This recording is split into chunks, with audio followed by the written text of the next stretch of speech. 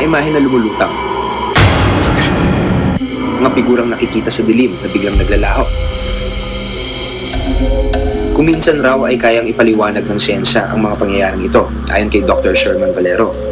Well, yung mga aninong itim, no? Katulad nung sabi ko, yung mga parang floaters, no? Parang mga itim na bagay na lumulutang sa harap ng visual field natin. Sometimes can be explained by, meron talaga lumulutang sa loob ng mata. Yung sa loob ng mata natin ay hollow o walang laman. Ang laman yan is a clear jelly. Sometimes kung may mga lumulutang doon sa jelly na yon, katulad ng dugo, o katulad ng jelly mismo na natutunaw, makikita natin na umiikot siya. Maaari rin daw na after image lamang ang ilang imaheng kinatatakutan natin. Halimbawa, nasa isang madilim na area ka, tapos biglang may maliwanag na ilaw, katulad, let's say, ng camera flash, no? It takes a while for the eye to readapt to the dark again. Makikita mo ngayon yung image na nakita mo ng maliwanag. So, kahit wala na yung ilaw, nakikita mo pa rin yung ilaw. Isinama namin ang structural engineer na si Engineer Rafael Catimpo para tingnan ang mga marka sa sahig na sinasabing hindi naman daw yapak ng mga tao. Parang bituminous material like asphalt, mga ganun, rubber, mga ganun, or something na yung medyo mabigat to, hindi to light materials na tinatawag na ganun.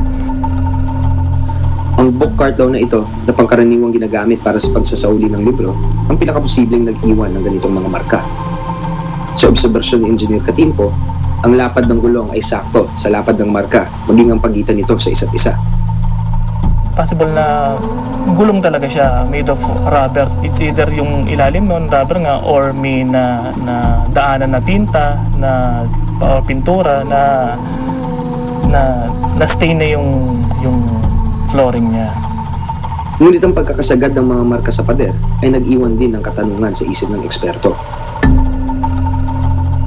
Parang sort of nag-pass through pa siya, di ba? Kung sinasabi niya nga na nangyari yun, nandun na yung wall na yun.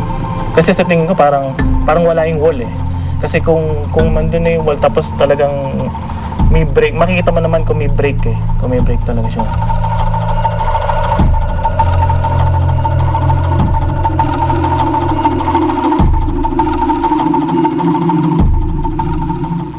May mga bagay at pangyayari na sadyang hindi may paliwanag.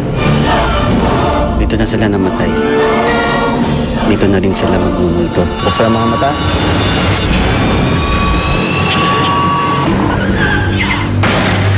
Talasan ng pandinig. Anong ginagalaw niyo dyan? Ako, kinikilabutan talaga. Ayoko dito. Gaya lang mundo ay nababalot ng misteryo.